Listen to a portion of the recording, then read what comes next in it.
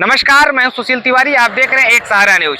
दोस्तों, अनुराग यादव के जब हत्या हुई थी उस दौरान जो है बहुत सारे लोग आए, जिसमें सबसे खास रहे गगन यादव और उसके बाद पहुंचे धनंजय सिंह, जो कि पूर्व सांसद हैं जौनपुर के धनंजय सिंह, और गरीबों के मसीहा कहे जाते हैं। ऐसे में यादव समाज के एक बड़ा चेहरा के तौर पर देखे जाने वाले गगन यादव भी परिवार के से मिलने पहुंचते हैं, परिवार के दुखों को जानते हैं और पूरी घटना की जानकारी लेते हैं, और साथ ही वहां पर पहुंच के आश्वासन देते हैं कि पूरा परिवार का जो भी खर्चा होगा, जो भी परिवार की समस्याएं हैं, वो गगन यादव की समस्याएं हैं। गगन यादव इस परिवार के साथ एक सदस्य की तरह खड़ा रहेगा और हर परिस्थितियों में जो है गगन यादव इस परिवार का साथ देता रहेगा। सेम वही बात धनंजय सिंह भी कहते हैं। धनंजय सिंह भी कहते हैं और पहुंचते हैं, 1 लाख की मदद देते हैं और साथ ही कहते हैं कि परिवार का जिम्मेदारी एक परिवार की तरह मैं धनंजय सिंह निभाऊंगा। तो ऐसे में परिवार को कौन भूल चुका है, क्योंकि ये एक वीडियो जो है वायरल होता है जिसमें ये कहा जाता है, मैं अनुराग के परिवार के लोगों से बात करता हूं, अनुराग के जो ग्राम प्रधान है उनसे उनके परिवार की मैं हालचाल लेता रहता हूं। जब इस मुद्दे पर इस वीडियो को लेकर जब पूछा गया अनुराग के पिता से, तो उन्होंने बहुत बड़ा खुलासा करते हुए कहा कि ऐसा कुछ भी नहीं होता, मुझे आज तक पता ही नहीं है कि मेरे पास फोन आता है कि नहीं आता है। मैं आपको बताऊंगा, आप वीडियो देखेंगे तो आपको लगेगा कि किस नेता की बात की जा रही है। अनुराग यादव के परिवार की हाल ले रहे हैं आप, जहां भी आप जाते हैं कहते हैं कि हम आते रहेंगे, लेकिन अभी हाल ही में घटना हुई थी जौनपुर में, अनुराग यादव को सर से धड़ अलग कर दिया जाता है। आज की वो स्थिति अनुराग यादव के परिवार की कि आज उनका परिवार पूरा डरा सहमा हुआ और वहाँ पर जो सुरक्षा दी गई थी वो भी हटा दिया गया। हमारी बात होती रहती है। देखो, इसमें अब ये मुद्दा दूसरा जहाँ हम आए हुए हैं, आपको पता है हमारा रोज का रूट रहता है कहीं ना कहीं। हम क्यों आते हैं आपको पता है? मुझे लगा कि आप लोगों को अनुराग यादव के परिवार की हाल ले रहे हैं आप। हमारे पास गांव के प्रधान का फ़ोन आता रहता है और हमने उन्हें ये कह दिया था कोई भी परेशानी अगर होती है तो हम तक सूचना पहुंचा देना, और नंबर भी तभी सेव हो गया था और हाल फिलहाल में ही हमारी बात भी हुई थी, ठीक है। और हमने हालचाल भी लिया था और हमने ये भी पूछा था कि सब ठीक चल रहा है, और आप उनसे ज़रा पूछिएगा क्या हमने हालचाल लिया या नहीं लिया।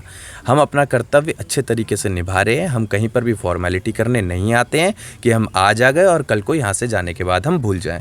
हम बहुत बड़ी जिम्मेदारी लेकर आप लोगों के बीच से यहाँ जा रहे हैं, क्योंकि हम जो बोल रहे हैं हमारी इतनी बड़ी जिम्मेदारी हो जाती है कि कल को हमें इसे पूरा भी करना है। बयान आपने सुना किस तरह से गगन यादव एक आजमगढ़ में पहुंचते हैं, एक यादव की जो है हत्या हो जाती है, उसके परिवार को संवेदना देने पहुंचते हैं। वहां पे जब एक पत्रकार ने सवाल पूछा तो उस सवाल का जवाब उन्होंने सीधे सीधे कहा कि अनुराग के परिवार से मैं बात करता हूं, अनुराग के परिवार का मैं हालचाल लेता हूं और किसी भी समस्या के लिए मैं उनके साथ खड़ा रहूंगा।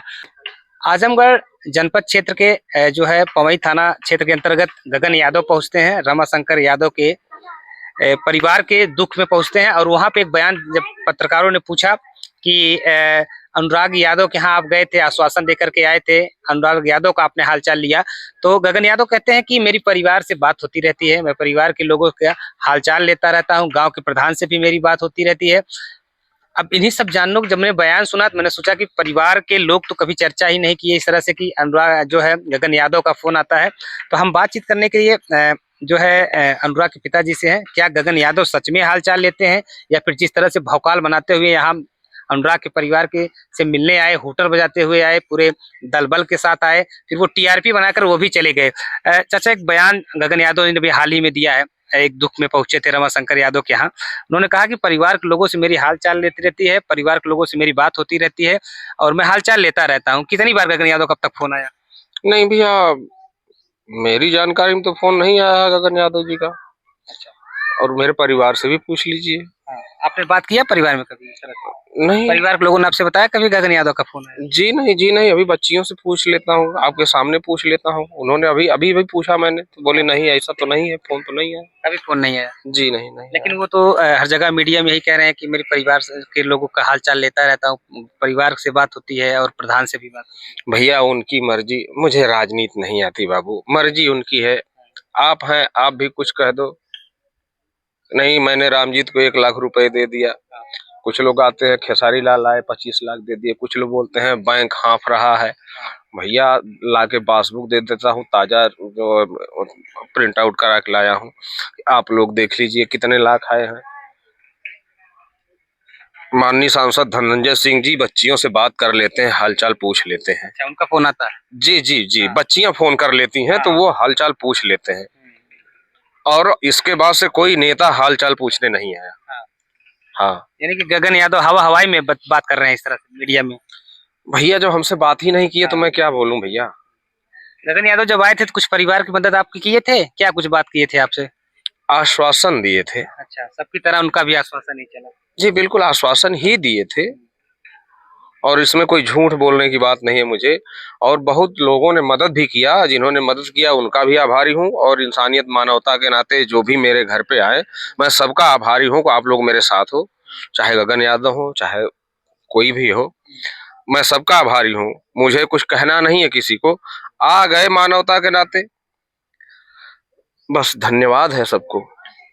दोस्तों देख सकते हैं ये गगन यादव जो बयान दे रहे हैं, जो सच्चाई उसकी है वो आपके सामने है। पिता हैं, पिता ने पूरे परिवार के लोगों से बात भी किया क्योंकि कभी गगन यादव का फोन आया तो पता लगा नहीं आया। प्रधान जी नहीं है, प्रधान जी से भी हम बात करेंगे क्या गगन यादव फोन किए थे कि नहीं किए थे। तो इस तरह से हवा हवाई में अपने आप को टीआरपी कर ले लेना ये अच्छी बात नहीं है। परिवार के दुख में आप जाते हैं और जिम्मेदारी लेते हैं, कहते हैं मैं परिवार के साथ हमेशा खड़ा रहूंगा, लेकिन आज परिवार न्याय के लिए लड़ रहा है प्रशासन से और प्रशासन की कार्रवाई से पूरा परिवार जो है कहीं न कहीं अभी तक संतुष्ट नहीं हुआ है।